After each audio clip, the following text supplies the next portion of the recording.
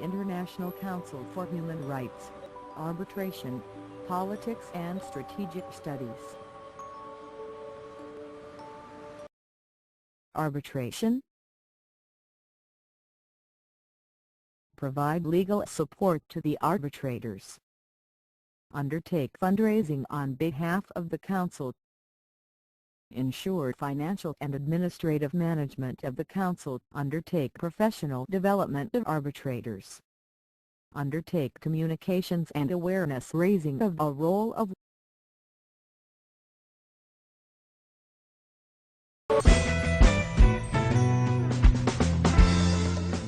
I want to talk to you for a second about arbitration. In most superior courts in Washington State, we have something called mandatory arbitration.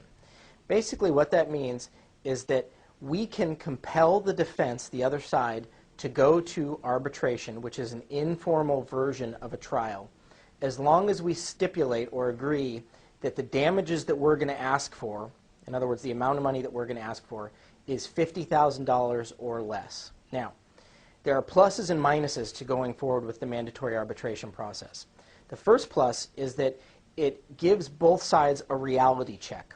A neutral third-party attorney hears all the evidence and arguments presented by both lawyers, just as though it were a trial, and then they make a decision, just like a judge and a jury would, where they say, I either agree with the plaintiff or I agree with the defendant, and if I agree with the plaintiff, then I award them this much money, again, up to $50,000. A lot of times that arbitration award will be a reality check for one side or another so that they realize that their case has some issues that maybe they didn't know their case had. Now, the second thing about an arbitration is that it can be appealed by either party. So if either party does not like the arbitration award, that party can request what's called a trial de novo, which basically means the case gets pulled out of arbitration, put back into the superior court schedule, and starts marching towards trial. Now, the good thing about that is the party who appeals the arbitration award has to improve their position at trial. And if they fail to improve their position at trial, then they have to pay the other side's attorney's fees and costs from the time of the appeal forward. Now, what does that mean in English? That means that if we go to arbitration on a case and get an arbitration award of, let's say, $20,000, and the defense doesn't like it, and so they appeal the award, we then go all the way through trial, and we wind up with the same award, $20,000 or higher from a jury, then the defense, in addition to paying that award, would have to pay the hourly attorney's fees from the time of the appeal all the way through trial, which could be $20,000, $30,000, $40,000, $50,000 even. So there's a major disincentive for someone to appeal a reasonable arbitration award, and that's one reason why the mandatory arbitration system works. My vision for Arbitration Place is for a world-class, fully integrated arbitration center in Canada. The Arbitration Place model is essentially one-stop shopping. You come here, you deal with one person, they arrange the facilities, the arbitrator deals with the same individual, and the process moves quite seamlessly from the initial agreement to arbitrate right through to the end result. Well, I think it's a major advantage to have access to in-house counsel in arbitrations that warrant it, and there's a lot of them that do because of their complexity or just the volume of the exhibits of paper. It saves costs, I think, in the long run and makes the arbitration run more efficiently. It's a feature of doing business that I think is very worthwhile. The benefit of having an in-house counsel act as a secretary to the tribunal is that a junior lawyer assists the tribunal members with tasks that they would usually complete themselves, such as legal research, managing their caseload, looking up documents, and this keeps costs down. And I'm not affiliated to any of the parties. I'm neutral. Toronto is a great city in which to hold an arbitration. It's multicultural and cosmopolitan. It's safe and it's clean. The costs are lower than cities like New York, London, Paris, and Hong Kong. And it's an easy commute from cities like Washington and New York, and there are direct flights from most of the major cities in the world. Toronto's closer than you think. Arbitration places fantastic hearing facilities designed with the users of the facilities in mind, great support services, really taking people's minds off all of the background stuff that are necessary for an arbitration, but not things that counsel or arbitrators want to have to worry about. After 3 days in a hearing room, you come to appreciate the small things. The ambiance, the environment are exceptional here at Arbitration Place. The staff is professional, courteous, supportive in every way. I can't think of a better place to conduct an arbitration. Arbitration Place isn't just a great place to hold mediations and arbitrations. It's a research center for mediations and arbitrations. And it's really coming at this from three aspects. First, to train and bring arbitrators together to be better arbitrators and mediators. Second, to educate young persons who want to be good counsel at arbitrations and mediations.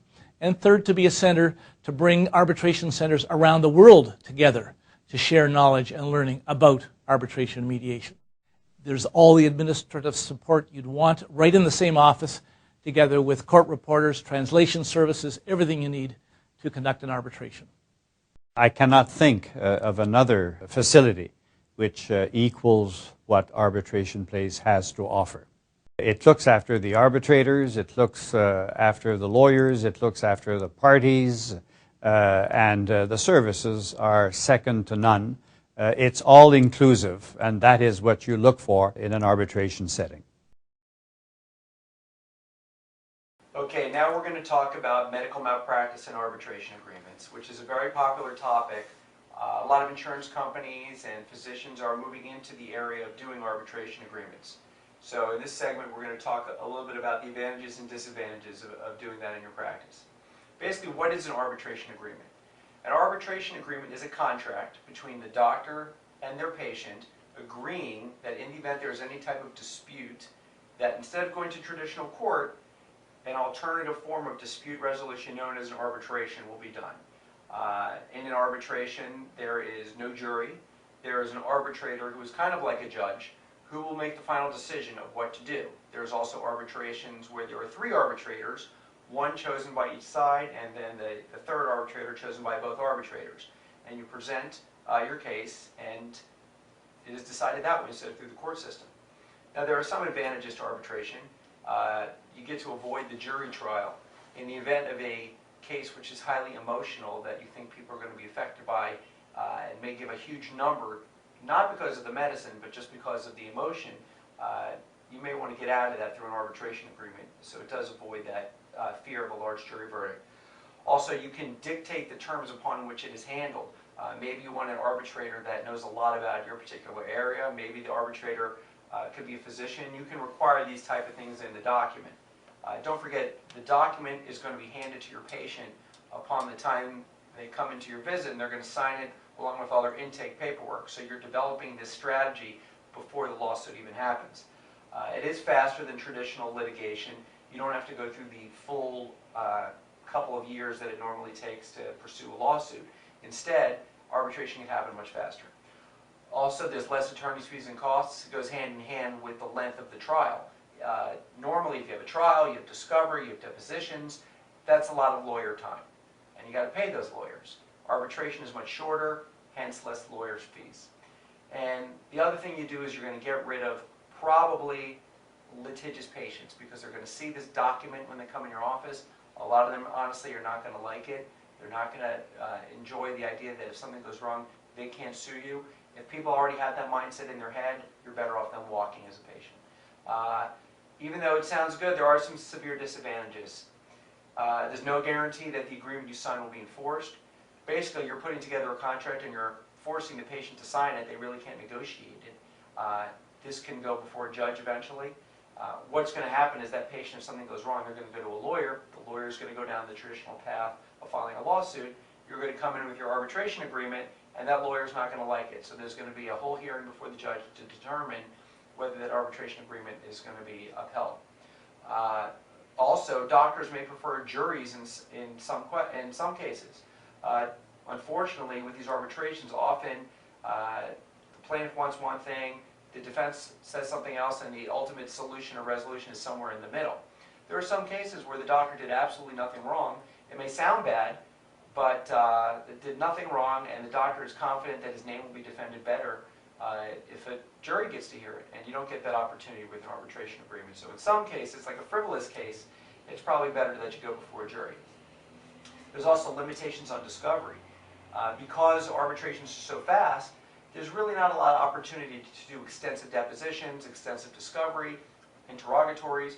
So in the event there's a complex medical case that requires numerous experts, a lot of record review, you're just not going to get it done in an arbitration. With a court proceeding that takes over the course of years, you have that opportunity to look at the case under the microscope. And finally, what I mentioned before, but this is a big problem, is that the arbitrators tend to give a split decision. They're not going to totally go for one side or totally go for the other. They're going to kind of go down the middle. If they're asking for $100,000, you think the case is worth $10,000, there's a good chance it's going to settle in the 50s. With a jury, it's all or nothing. Sometimes you can win. There are defense verdicts all the time. Most of the time, the verdicts are defense verdicts where zero is given to the plaintiff. So you just sacrifice that with an arbitration agreement. For our clients, it depends on the particular circumstances. We discuss it with them, and they choose. Anyhow, call anytime, and we can help you out with that. Thanks. An arbitration clause is a clause in an employment agreement, or often these days in an employee handbook, that binds an employee to arbitrate their disputes and prohibits them forever from filing a lawsuit in court. In some instances, the employee doesn't have a choice. If it's in the employee handbook and you're asked to countersign the handbook, you've created a contractual relationship with the employer and you're bound by arbitration. If you're negotiating your own contract, you can perhaps negotiate the arbitration clause out of the contract.